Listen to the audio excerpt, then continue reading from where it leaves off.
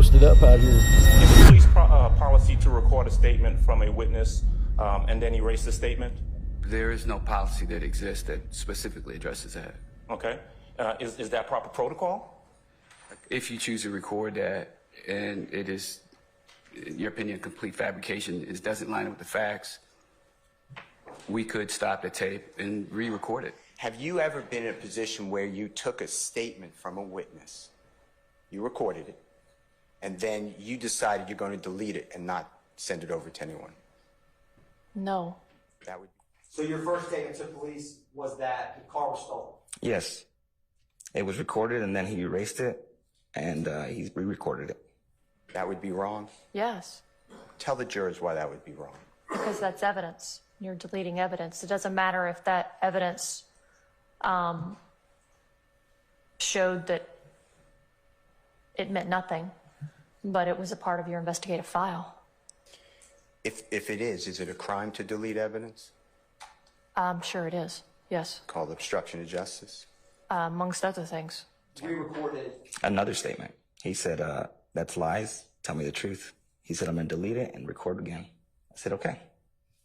You did take a statement, a recorded statement with your lapel recorder from Mr. Nava Flores on 9/11/13, correct? I did. And you can't destroy it. What about a statement that's taken from a witness that you determined to be a lie? What is the appropriate thing to do in that circumstance? So what kind of statement? You talking about audio, written? Audio. Audio, I mean, that's open to the detective or whoever law enforcement official is hold that information. Have you ever been in a position where you took a statement from a witness, you recorded it, and then you decided you're going to delete it and not send it over to anyone? No. That would be wrong? Yes. Tell the jurors why that would be wrong. Because that's evidence. You're deleting evidence. It doesn't matter if that evidence showed that it meant nothing, but it was a part of your investigative file. If it is it a crime to delete evidence? Sure it is, yes. Called obstruction of justice? Amongst other things. Tampering with evidence? And probably oath of office. Violation of oath of a police officer's office if an officer did that? Yes, sir. Okay. All right. I did not. And did you delete any interviews with Mr. Flores now? Not at all. You talked last week about your pocket recorder. Is that the same pocket recorder that you used when you talked to Mr. Eduardo Flores Nava? Absolutely. And is this a digital or an analog recorder? It's digital. And we all should know how recorders work, but how does your specific recorder work? About the size of a pack of gum. For ages, I've kept it right in my lapel pocket. And because of Georgia law, it's surreptitious. It's a secret that it's there. I never show anyone my pocket recorder. Georgia law says we're a one-party state. I observe that. So you keep it in your recorder. At what point, specifically with your interview with Flores Nava, do you recall turning on your recorder? Before I spoke to him, my recorder was on. I never let anyone know that I've activated. I have to actually push the button for record. I'm real good at slipping it back in, then I begin my interviews. But I never do anything where I'm holding out like a microphone. I don't want anyone to know. I want free and unfettered testimony from whoever I'm talking to. And we talked about deleting of recordings. Is it practical to delete recordings at the scene of a crime? Why or why not? I don't even understand why anyone would delete a recording at a crime scene. I mean, or anywhere else. With the advent of digital technology, you had these recordings for your notes later. You want to have all your information. And again, did you, as it relates to Mr. Bean, Mr. Flores Nava, or any of the interviews that you conducted as it relates to this case, have you ever deleted any of those recordings? Objection, Your Honor. Asked and answered. And did you delete any interviews with Mr. Flores Nava? Not at all. When the information that a witness is disclosing to you does not line up with whatever your other course of your investigation or the information that you have, it's not official at that point, correct? It could be if that's their statement. If taking statements where clearly the person is lying and they're sticking to that story, and then that's what I'm left with. Okay. When you say clearly that person is lying, let's just be clear here.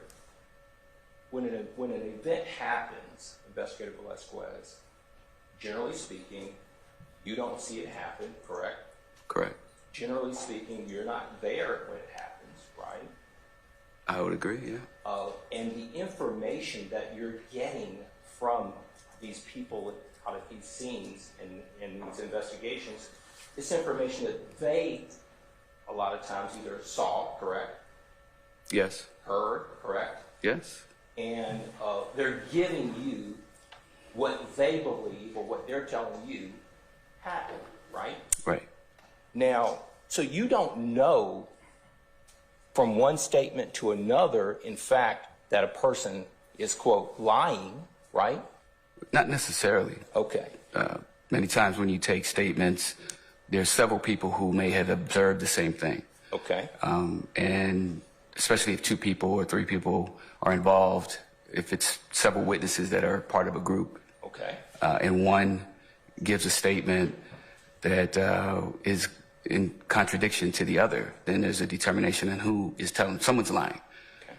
So, Can you direct the jury to anywhere in the, you're familiar with the Atlanta Police Department's standard operating procedures? yes, And that is the guideline in the book that police officers, investigators, and law enforcement in general are governed by in terms of how to conduct their affairs as police officers, right? yes. All right.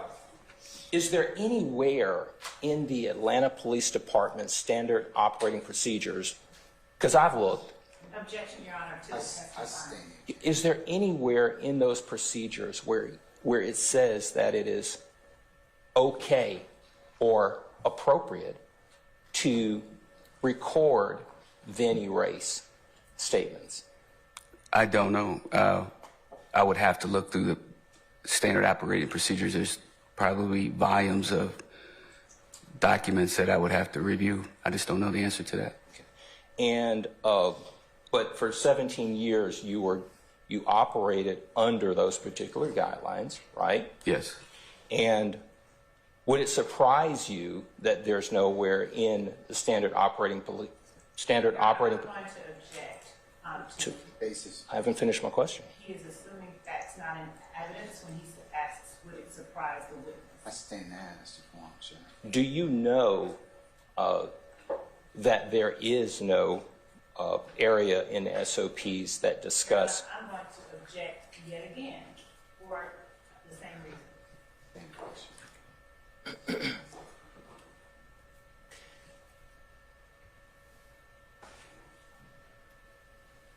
Do you know if there is any area in the standard operating procedures that discuss statements, to how statements are to be obtained by police officers and investigators? I know that there is an area that covers when to take a statement, to gather information of an incident. Generally speaking, my experience with reading SOPs they're very general of what you should do in a certain circumstance. If there is a witness, take a statement and then decide whether it's videotape statement, audio statement, written statement. But most SOPs are very general in nature and don't really dial into very much specifics. You just indicated that in your experience, in your time as a detective, you have erased statements before, correct? Yes. Okay. I'm going to object to the questions concerning as relevance. I'm over the objection. Now, as part of your duties as an investigator, you also write reports, correct? Correct. and reports are, the purpose of the reports are to accurately memorialize what's been done in a case, correct? Correct. Okay. In these situations where you've written reports and also have erased a witness's statement, do you note in your report that you erased the statement? No, what I would note in my report is that he lied and then admitted to lying the first time we spoke or in his first statement. And I think it's assumed that it's not available for review because now we then sit down and start talking about the facts of the case. Okay, so when in your reports, you would make some indication that a previous statement was made. Correct. And, Okay. and if it was obviously a lie, I would indicate in my report that that person was untruthful in our initial encounter. And then subsequently another statement was made and it was memorialized and included in the file. Understood. You know what discovery is, correct? I do. Okay, and you're aware that the police reports that you write are eventually passed along to defense attorneys, correct? Correct. And you're aware that statements that are recorded are eventually passed over to defense attorneys as part of discovery, correct? Yes. Okay. You would agree that it's important to know what witnesses say? Yes. Okay. In the event of you personally erasing statements, the defense attorneys would have an opportunity to view your report, correct? Yes. And see that there was initially a lie. I'm sorry. There was initially a lie told, correct? Correct. Based on your belief that it was a lie. Or well, my belief that the person I'm speaking to admitted that they lied. Okay, fair enough. You would agree, though, through discovery that erased statement is no longer available to the defense attorneys, correct? Well, it is because it's memorialized in the report. Do you give quotes in your reports about what was said in the erased statement? I could, depending on, the situation. If it was specific to, like, as an example, the color of a car or a time of day that may be relevant. If that was the lie, I would quote that. And why would you quote that? Because it would be relevant. It would be relevant. That would be the lie. Right, and it would be relevant and important for defense attorneys to know what was said, even in the lie? I don't know. I mean, I think my obligation would be to memorialize it and turn it over to the DA's office, and then the legal ease that happens between both sides. I think that's beyond my interpretation. But you do view it as your obligation to at least memorialize it? Yes. Okay, thank you, nothing further. This Detective D. Quinn. The date is the 11th day of September, 2013. I'm currently at the intersection of Macon Drive at Cleveland Avenue. For the record, sir, what is your full name? My name is Eduardo Flores Nava. All right, Mr. Flores Nava, give me your date of birth, please. It's February 2nd, 1990. Okay. Now, we've been working a crime scene over here involving an officer-involved shooting. You just walked up minutes ago. Explain to me why you walked up here.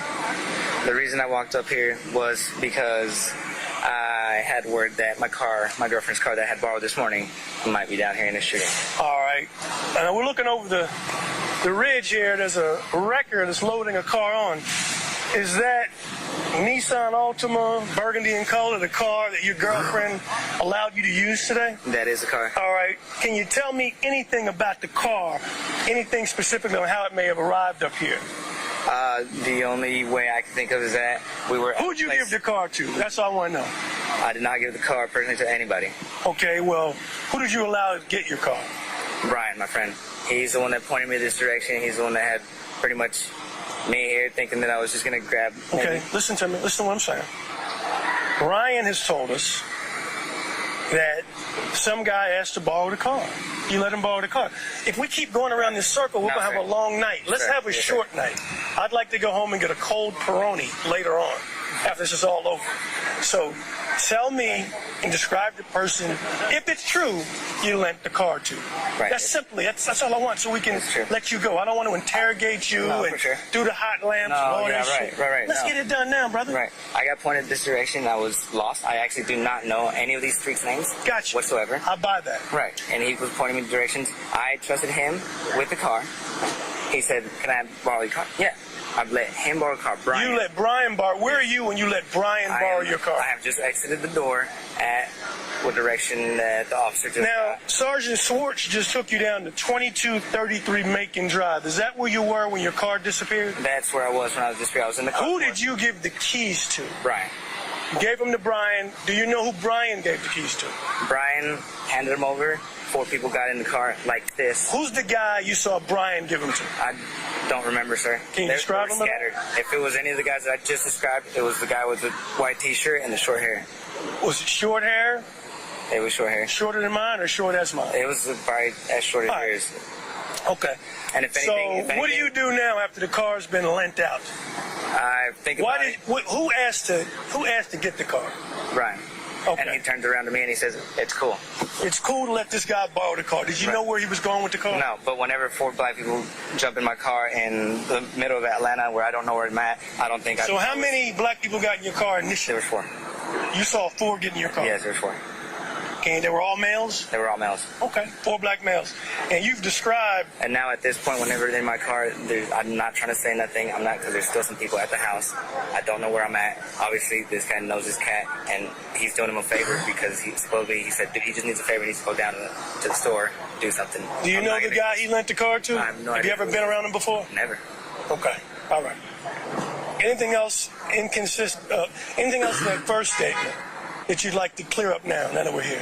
Yes, Anything else? That the gas station was just somewhere where he was looping me around, saying that we might find it. So you never went in a gas station? Never went in a gas station. You only went to 2233 Macon? Right. After that, from the gas station, he pointed me to 22 Macon, pulled up, got out of the car. He started talking to him. I kept to myself because I don't know these cats. Did you see any firearms at all during this exchange of the vehicle? I did not. If I would have probably seen some firearms, I would have told them from those 20 minutes that we sat there waiting for the car to get back, I would have told them, look, fuck that. Why is there cops rolling by this house now? Because it wasn't but 4 or 5 minutes after that the cops were just barreling down that road. Gotcha. And the guys that were there didn't say nothing, but they had this look in their eye like, you know, and they looked at each other. And to me, it was just like a gut feeling. So what prompted you to leave, to come up here to Old Hateville? Someone rolled by and said, "What the fuck happened? Something just happened. They got the whole road blocked off, blah, blah." And then they started honking at them. They left, and I said, "What?" And then they started calling. They're like, hold on, we don't know about this. We don't know about this. And they just said, like, yo, we have no idea if it's even our people or what. Okay, you came up to investigate. You see your girlfriend's car that was just taken I was walking and I couldn't find my way all the way up here because every cop that I saw, the only way I could find it is follow cop lights. Okay, and that's how I got all here. Right. I just want your buddy. Right. And since I was here, the only reason I was saying that is because he said, look, we went to the gas station, and I'm like, look, I don't want you to get your buddies in trouble, or I don't know what kind of connection you got down here. I'm gonna tell them that we were at the gas station. This is what happened. We left. All right. But you. This is the absolute truth. This second interview, right? The second interview is okay. We're done, man. It's that simple. All right. Ending time is 2:32 in the p.m. 9/11/2013. And was that the entirety of your interview with Mr. And I said Nava Flores incorrectly, Mr. Flores Nava? Yes, ma'am, it was. And yo, please don't forget to subscribe to the channel. Leave a comment letting us know if Thugger is going to make out, or are they going to cook him like cheap chicken.